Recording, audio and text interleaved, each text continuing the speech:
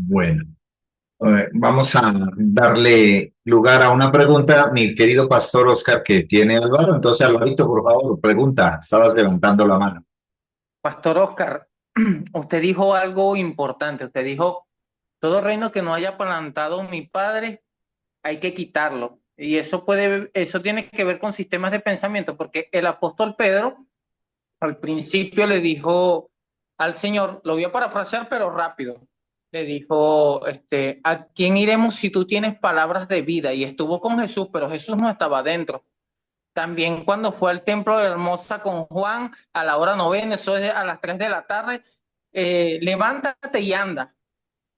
Cuando estuvo en el Pentecostés que descendió y predicó y se arrepintieron las almas, todavía él no había renovado el entendimiento porque estaba con las liturgias judías, aún en la casa de Cornelio. Y a lo último es que él entiende que dice participantes de la nueva naturaleza, no había entendido por sí lo que es el reino. Si me equivoco. Sí, mi pastor. Sí, sí, mi pastor, yo quiero resaltar lo que dice el hermano, ¿no? Porque qué diferencia de entender un apóstol Pedro antes y un apóstol Pedro después, ¿sí? Voy a tomar un ejemplo del cual el apóstol Basilio Patiño alguna vez enseñó y que enseñamos a la iglesia. ¿Cuál fue la diferencia? ¿Sí? ¿Sí me escucha, verdad? Sí, se oye bien, pastor, siga. Ah, ya, perfecto. Entonces, vemos claramente en la conversión de Saulo, ¿sí? Y en el llamamiento de Pedro. Cuando usted usa ese pasaje de Cornelio, cuando es el Señor el que ve la necesidad de un hombre que está alineado al propósito de Dios y que por ende está renaciendo y que se necesita que alguien le predique para que se establezca el reino en él y en su familia. Y es Cornelio, no olvidemos que es un hombre, un centurión, con toda la contaminación de la mente que usted puede entender, ¿sí? Desde el estudio, desde la cosmovisión que tenía él, tanto helénica, romana, y toda la revoltura de dioses que adoraba, pero se le apareció Dios, amado, para que su entendimiento cambie, ¿sí? Y que venga lo nuevo del reino. Nunca olvidemos que eso no le sucede a alguien que no sea el, que Dios lo prepare el corazón, ¿sí? Siempre será así. Entonces vemos los sucesos, vemos a Cornelio orando y hay una visión, hay un ángel que le dice, Cornelio, tus oraciones y tus limosnas han subido delante de Dios. Por lo tanto, tienes que ir o manda a tu gente a la casa de Simón el Curtidor, porque ahí hay un hombre que se llama Pedro, él te tiene que enseñar. ¿Sí? Las respuestas de Cornelio a sus oraciones fueron enviadas directamente sin ninguna figura, sin ninguna, sino claramente con órdenes explícitas hasta la casa donde debía dirigirse. Y vemos claramente que en el mismo momento, ¿sí? Cuando los soldados van a llamar a Pedro, ¿sí?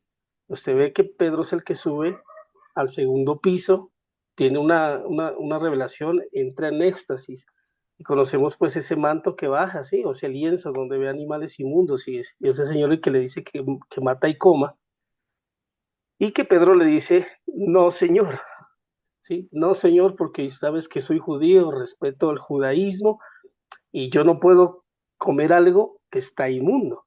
Y el Señor le recalca, le dice, nunca digas inmundo a lo que Dios ha hecho santo. En ese momento la historia dice que golpearon la puerta y entonces Pedro baja sin entender la visión, ¿sí? ¿Qué pasó ahí, mis amados? ¿Cuál fue la diferencia entre Pedro y Cornelio? Vemos claramente, mis amados, el problema de aferrarse a las creencias que distorsionan el mensaje que Dios tiene para cada persona. Y no fue diferente con Pedro, porque él defendió su judaísmo hasta el último momento. Ve que en Gálatas capítulo 3, si no estoy mal, o 4, hay ese encontrón entre Saulo, entre Pablo y Pedro por la circuncisión, ¿se acuerda? Sí. Porque es que Pedro defiende, o sea, no se le puede quitar de la mente el defender a su judaísmo, y lo que hizo fue atrasar con él lo que Dios tenía que hacer con él. Si estudiamos un poco a Pedro, vemos pues la cantidad de errores que hizo, porque él era el que iba a dirigir la iglesia. Y vemos teniendo problemas con las viudas, con la comida y con todo este poco de cosas, y eligiendo a un discípulo que el Señor no mandó a elegir, ¿sí? Y todas esas cosas que usted ve en Pedro es producto del carácter que no fue transformado, que no dejó Pedro que se transforme, y por lo cual retrasó la iglesia y Dios tuvo que levantar a un hombre llamado Saulo. Hay una frase que hay que rescatar ahí, es la de Pedro cuando le dice, no, Señor. Es que usted entiende cómo alguien le puede decir a Dios, no, Señor, no existe, no hay algo gramatical que concuerde con el no, Señor, porque es que al Señor se le dice siempre sí, al Señor se le dice siempre sí, sí. Entonces, vemos a Pedro, no, Señor, vemos a Pedro diciéndole a Jesús, ¿se acuerdan? Que era mentiroso porque lo iba a negar, ¿cierto? Todo producto del carácter, todo el producto de aferrarse a las creencias y no soltar el odre viejo. Pero qué diferencia es, mis amados, cuando vemos la conversión de Saulo de Tarso. Porque a la primera pregunta que él dice, ¿quién eres, Señor? Y él le dice, soy yo a Jesús que persigue. ¿Qué quieres que haga, Señor? Oiga, literalmente el apóstol Pablo nació de nuevo ahí, ¿sí? Porque renunció, todo lo tuvo por basura. No olvidemos todo eso, todo ese conocimiento que él creyó que era conocimiento, la forma de aferrarse, de defender al judaísmo. Y alguien pregunta, pastor, ¿sí? ¿Por qué Dios escoge a Pablo si fue el asesino más grande de los cristianos? ¿Sí? Y una de las respuestas es esta, él asesinaba a los cristianos porque en el celo del judaísmo él creía que al guardar la ley hacía que el Mesías venga pronto. O sea, él tuvo tanto celo de lo que él aprendió que obligaba a la gente a guardar la ley porque se le había iluminado mire, ¿a quién? Al apóstol Pablo que el Mesías ya iba a venir. Es por eso que cuando la respuesta del Señor Jesús soy yo, claro, él dice, lo encontré al que debía encontrar, yo ya no tengo que hacer nada más, tengo que, por el contrario, dejarme dirigir de él. A ver, Entonces, permítame, pastor, profundizar ahí un poquito porque claro que sí. pronto ese es un pensamiento demasiado profundo que no podemos pasar por alto. Y quiero reiterar esto que acaba de decir el pastor Oscar Amados, porque recuerden que en el capítulo 9 de Hechos, cuando Pablo relata su conversión y que también él despliega todo su palmarés religioso, dice, fariseo de fariseos, perseguidor, educado a los pies de Gamaliel. Gamaliel era una de aquellas figuras predominantes de la nación judía. Recuerde que la nación judía era política y religiosa. La religión dominaba el aspecto político y Gamaliel era un gran hombre político religioso, líder del Sanedrín. Entonces, cuando Pablo despliega todo su palmarés, ahí ustedes pueden leer que el testimonio que él pretende darle a la gente es que él no está equivocado en lo que está diciendo, porque justamente él estaba buscando con el celo de Jehová propiciar la manifestación del Mesías, haciendo que los que se habían desviado, que para él eran los seguidores de Jesús, volvieran al camino o la gente no quisiera salirse, porque el pueblo de Israel debía esperar en unidad al Mesías. Por eso es que el apóstol Pablo era tan fiero perseguidor de la iglesia, porque los miraba como una amenaza a la manifestación del Mesías, hasta que el mismo Mesías se le presenta diciéndole que los que él está persiguiendo son el mismo, o sea, a los que tú has maltratado, a los que tú has perseguido, a los que has encarcelado, soy yo mismo en cuerpo. Por eso se resume esto que acabo de decir en dura cosa te es dar coces contra el aguijón. O sea, te golpeaste contra una punta, estás dándole patadas a una punta. Eso le estaba diciendo, o sea, estás maltratándote a ti mismo mientras maltratas mi propio cuerpo expresado a los creyentes. Y esto es glorioso, amado. Siga, pastor. Ay, pastor, muchísimas gracias, porque al igual que el hermano, nunca lo habíamos visto de esa manera, ¿ve? Pero es la realidad, o sea, entender que el apóstol Pablo fue perdonado de haber matado tanta gente era porque lo hacía defendiendo su creencia y amando a Dios, ¿sí? Que es lo que a veces el iglesismo nunca nos dejó entender, amados. El católico ama a Dios a su manera, dígame si no. Que no le ha sido iluminado, entonces, ¿cómo lo juzgamos? ¿Ah? El cristiano ama a Dios a su manera, lógicamente, y cada quien lo ama a su manera, pero gracias a Dios, a usted y a mí, nos dio un verdadero amor que ahora lo vemos pues, en la luz de Cristo y que como a Pablo pues se nos cayeron las escamas a muchos, ¿cierto? Para entender esto. Entonces, si vemos la diferencia, amado, que hizo la pregunta, el apóstol Pedro combatió siempre con su gobierno interior de su alma, a diferencia del apóstol Pablo, que desde el principio dejó que el reino de Dios gobierne sus adentros para expresar pues lo que debía hacer. La única diferencia de aquí, hermano, fue esta, que el apóstol Pablo hizo lo que el apóstol Pedro no hizo, aunque debía haberlo hecho él, ¿cierto? Y es ahí donde vemos que el apóstol Pablo trae toda esa revelación, toda esa eliminación, todas esas cosas que increíblemente el apóstol Pedro narra que ni siquiera las entiende. Y eso tiene que ver mucho con carácter, ¿sí? Entonces no sé si el hermano pues le quedó claro esta respuesta Alvarito, o alguna otra persona de ustedes, mis amados. Excelente, amado Pastor Oscar, excelente. Muchas gracias. Y pues lo hemos aprendido pues del apóstol Basilio, pero también de mi pastor Evi, porque él fue el que cuando habla, cuando hace sus intervenciones más luz trae, ¿sí? Y esto es poderoso, amados. Entonces, continúo aquí, ¿sí? Y decíamos en estas diapositivas que el reino empieza en una persona con arrepentimiento, ¿sí? Y desde el primer siglo hasta el tiempo de hoy no es la diferencia.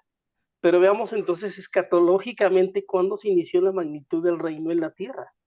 Y está claramente establecido que en el Sermón del Monte, ¿sí? De Mateo 24, Marcos 13 y en Lucas 21, se habló literalmente del reino.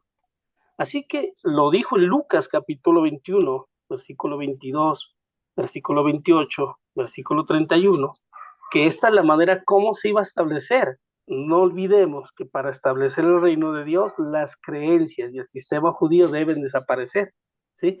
Literalmente yo diría que él necesitaba un arrepentimiento global para que el reino de Dios se establezca y no había otra forma que quitarle el judaísmo a través de la destrucción del templo. Entonces lo dijo y lo recordamos, que cuando vieran a Jerusalén rodeada de ejércitos, supieran que su destrucción había llegado, que levantaran la cabeza porque es que su redención estaba cerca, y cuando vieran suceder estas cosas, supieran que estaba cerca el reino de Dios.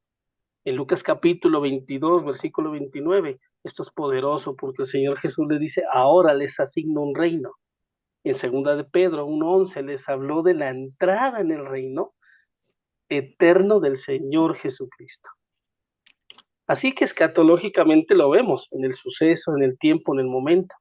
En Mateo capítulo 21, versículo 43, le dijo a los principales líderes de Israel que el reino les iba a ser quitado y se le daría gente que produjera frutos del reino. Para que esto se cumpliera, era necesario quitar de en medio el templo judío y a Jerusalén. Es que no olvidemos que el Señor cuestionó a los judíos, a los fariseos y a los escribas, diciéndoles que ellos ni entraban ni dejaban entrar.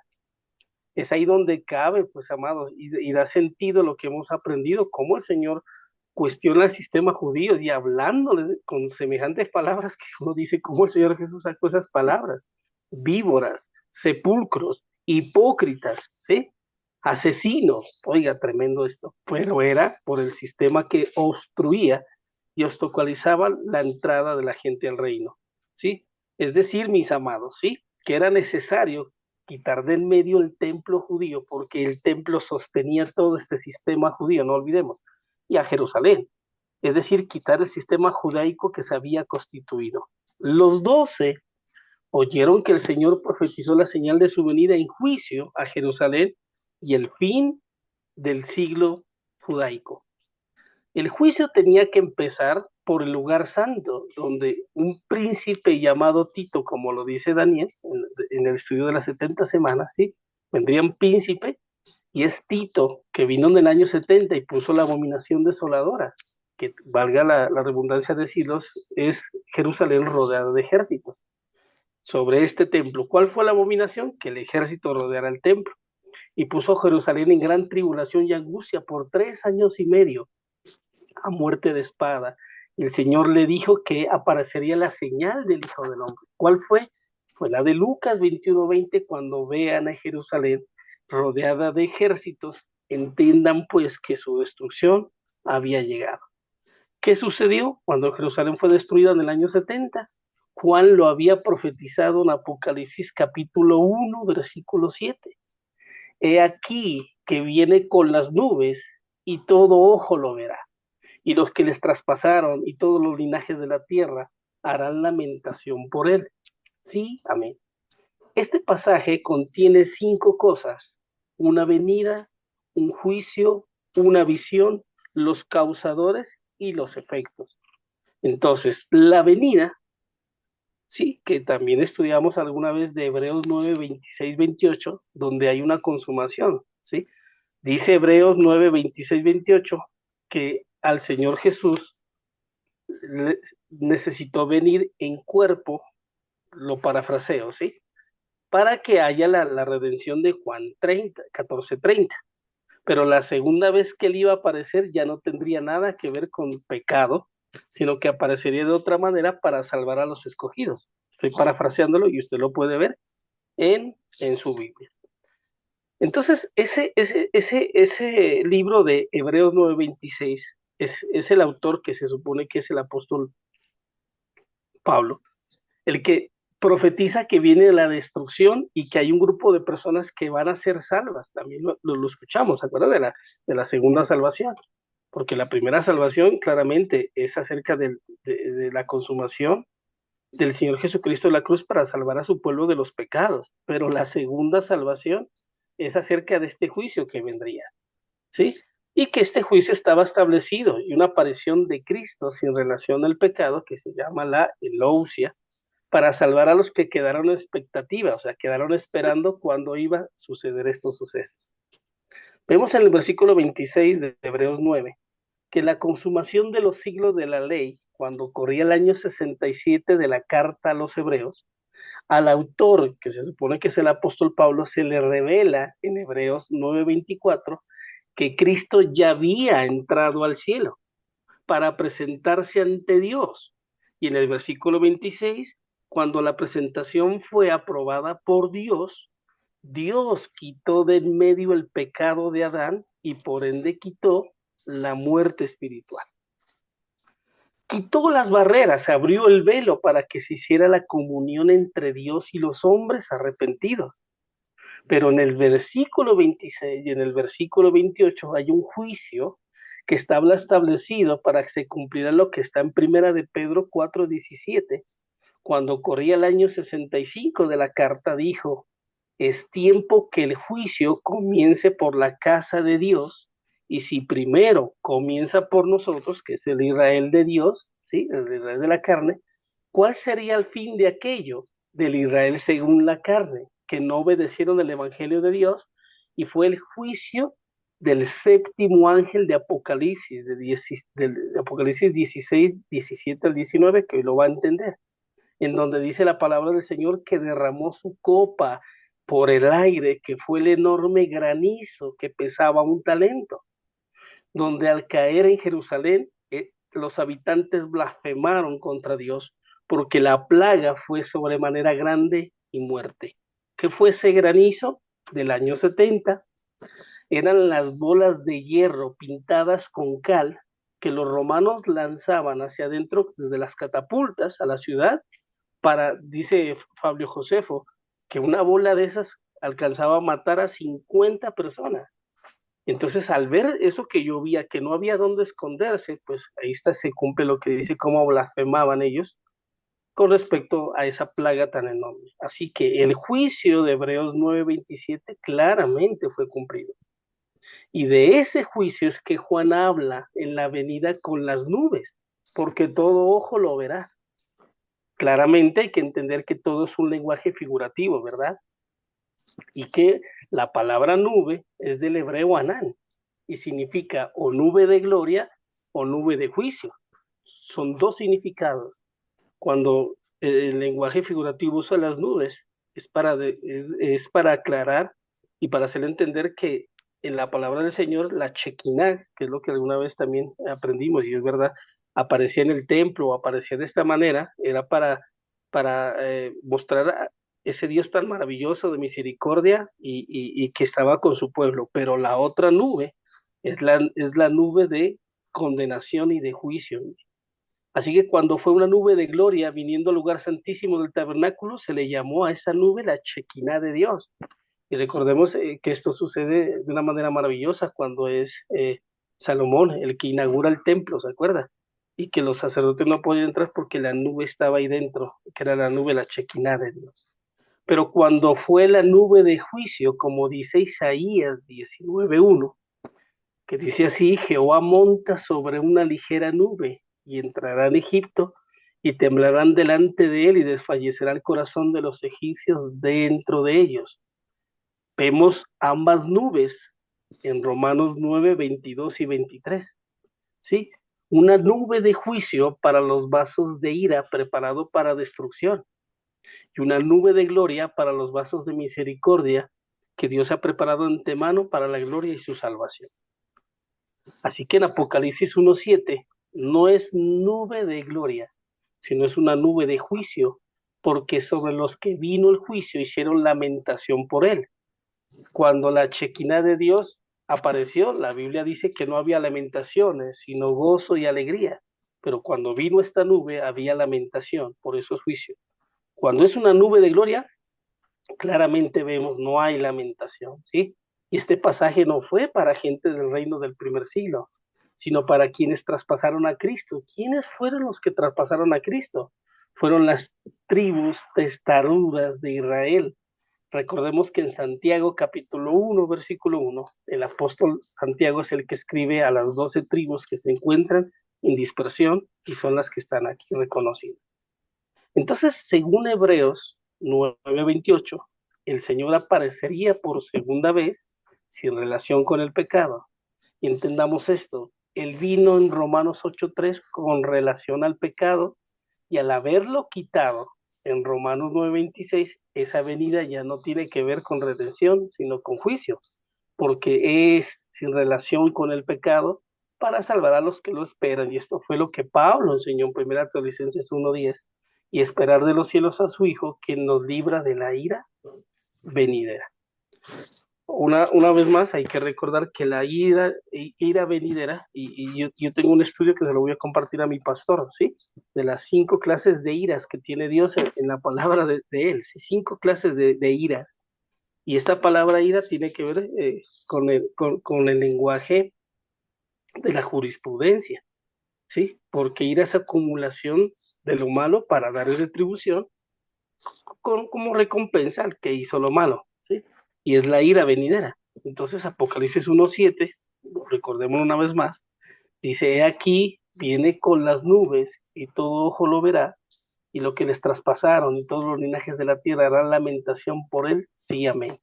Y ya fue cumplido en el primer siglo, pues en el año 70 después de Cristo, y aquella generación de las 7 iglesias del Asia Menor dentro de un tiempo inminente, y por ende en Apocalipsis 1:7, no iba a pasar ni al segundo siglo, ni al tercer siglo, ni al 21 siglo, ni a los otros siglos, porque fue históricamente para la ciudad de Jerusalén. Entonces, mis amados, esto es el material que tenía para el día de hoy. Y, perfecto. Mi pastor, había una pregunta aquí, no quise interrumpirlo, de Luz Mari, sí, y tiene que ver en relación con esa palabra, digamos que en un momento fue una palabra profética que el Señor Jesús le dirigía al apóstol Pedro, ¿no? Cuando, producto de la revelación que él declara, donde dice: tú eres el Cristo, el Hijo del Dios viviente, en respuesta el Señor le dice: y lo que ates en la tierra será atado en el cielo, y lo que desates será desatado en el cielo. Que inicialmente digo, esa fue una expresión profética, porque en ese momento todavía no tenía cumplimiento eso. ¿Usted puede ilustrarnos, pastor, de esa expresión de lo que atares será atado y lo que desates será desatado? Sí, mi pastor, atar y desatar es una frase que se usaba para darle reconocimiento al que era el dueño de las puertas, ¿sí?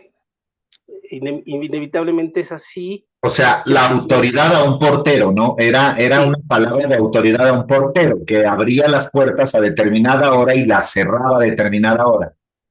en otras palabras, sí, mi pastor, él tenía el poder de dejar entrar y de dejar cerrar, ¿sí? Atar y desatar tiene que ver con esa autoridad que tenía el portero, ¿sí? Porque para él es. Si lo tomamos desde este punto de vista, entendamos dos cosas. El apóstol Pedro es el hombre que tiene las más grandes revelaciones antes de que Cristo pues resucite, porque de allá aparecen otras personas con revelaciones. Una de ellas es el apóstol Pablo, que siempre se los diré, es el que alcanzó el máximo de nivel de entender pues los misterios de Cristo, que Pedro no los pudo conocer. Hago alusión a esto porque, mis amados, porque el apóstol Pedro es el que está comisionado en el tiempo para dirigir la iglesia y para hacer que él pueda dejar entrar o cerrar las puertas del reino de Dios. ¿Sí? Hay algo también importante de entender, y es que hay un pasaje cuando el Señor Jesús sopla el Espíritu Santo sobre ellos, y lo hace sobre todo sobre Pedro, ¿verdad? ¿Y dónde lo vemos? ¿Por qué necesitaban ellos el Espíritu Santo? ¿O por qué necesitaban una porción del Espíritu Santo? Era porque lo que iba a suceder en la resurrección, ¿sí? Donde se levantó a predicar el apóstol Pedro en Hechos capítulo 2, necesitó a un hombre completamente lleno de Dios para abrir la puerta a los gentiles, que dice la Biblia que se bautizaron y creyeron y se añadieron a la iglesia como 5,000 personas, ¿sí? Ese suceso también es sistemático, mis amados, porque hay que entender que Él es la máxima autoridad que Dios establece, ¿sí? Y sobre la roca y sobre todo esto que acabamos de ver y que sucede pues en la primera predicación del apóstol Pedro.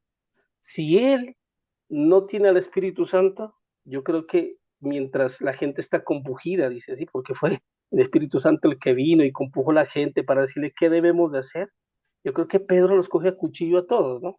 Ahora que ustedes lo mataron, pues yo me voy a descontar, porque su vieja naturaleza era así.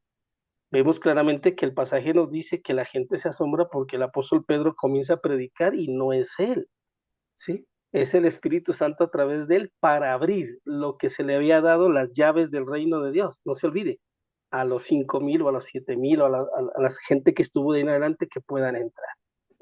Entonces, no sé si resolvimos esa pregunta, pastor, o usted Mi puede querida agregar Luz algo. Mari, ¿entendiste? El poder que se le da a Pedro fue producto justamente de la revelación en el contexto judío, porque recuerde que la revelación que Pedro declara ante Jesús es eminentemente en el contexto judío. No fue una revelación para las naciones, para el universo, no. Fue la revelación más grande en el contexto judío. Tú eres el Cristo, el Hijo del Dios vivo, porque esa era la máxima profecía que ellos esperaban. Por eso a Pedro se le otorga las llaves como el portero, esto es, el que había de iniciar la apertura de la gracia a todas las generaciones, iniciando por los judíos. Por eso le dice, a ti te daré las llaves. Y las llaves tienen que ver con el poder de abrir o cerrar.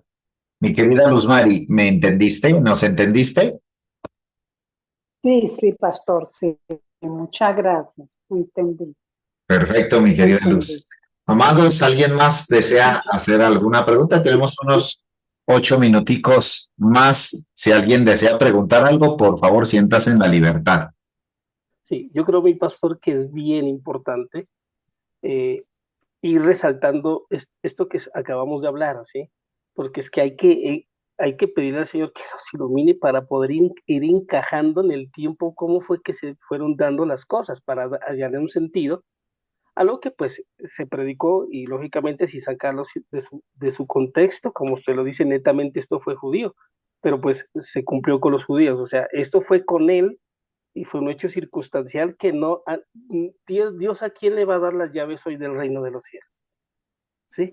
Y usted ve que los profetas van y te entrego las llaves y te entrego esto, no, eso no sucede, ¿sí? porque el reino ya está abierto, pastor. Ya hace 2000 años usted lo dice, con la Pastor, hace predicación del como apóstol 15 Pablo. años, Pastor Oscar, hace como 15 años a mí me entregaron las llaves. Dios mío, del carro. No, no me acuerdo de qué pueblo, de qué tribu, de dónde, pero una llave, creo que se me perdieron.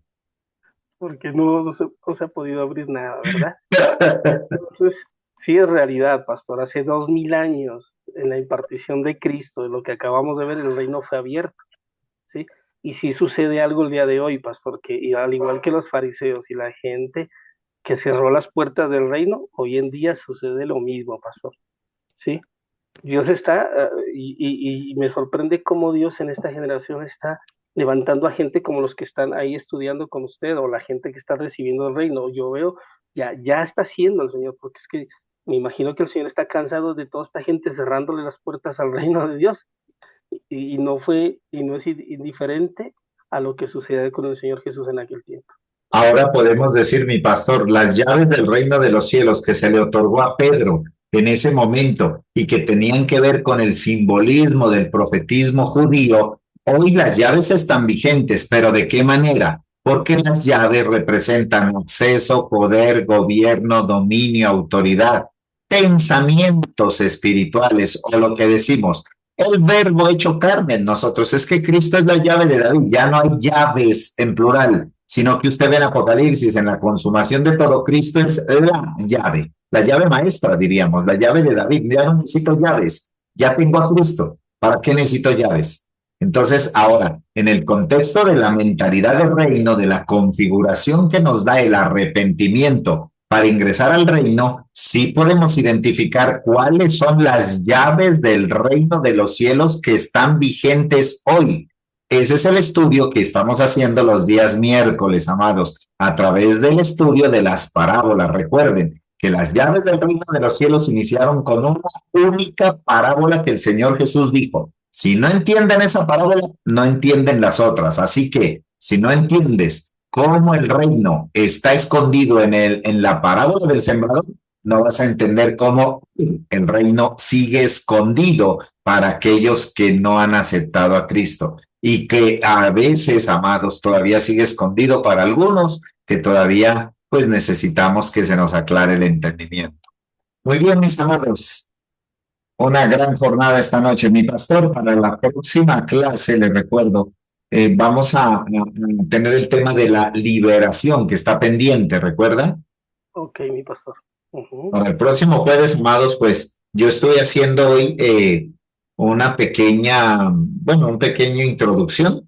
La retomaremos el próximo jueves sobre el tema de la liberación. Yo iniciaré un poquito hablando, mi pastor, de principados y potestades, así que cuando usted ya ingrese ya hará el desarrollo. Yo ya tengo el material aquí que usted me mandó, entonces ahí quedamos pendientes, mis amados, para de aquí a 8 días continuar y enlazar el tema de la liberación, que no es diferente a lo que estamos hablando. Es que todo viene progresivamente, todo viene como en una cadenita de eslabón tras eslabón, como en una escalerita. Así que vamos avanzando, amados. Gracias por su tiempo y su disposición. Y antes de irnos, por favor, una fotico, permítanme, así como hemos dicho, una foto para el libro de la vida. Ya, aquí vale esa oración. Señor, pon mi foto en el libro de la vida. Es. Que el Señor ponga esta foto en el libro de la vida, a ver, amados. ¿Listo? Eso, perfecto. A la una, a las 2 y a las 3. Excelente. Bueno, muy bien, amados. Feliz noche para todos. Un abrazo. Nos vemos mañana a las 7. Chao. Ahora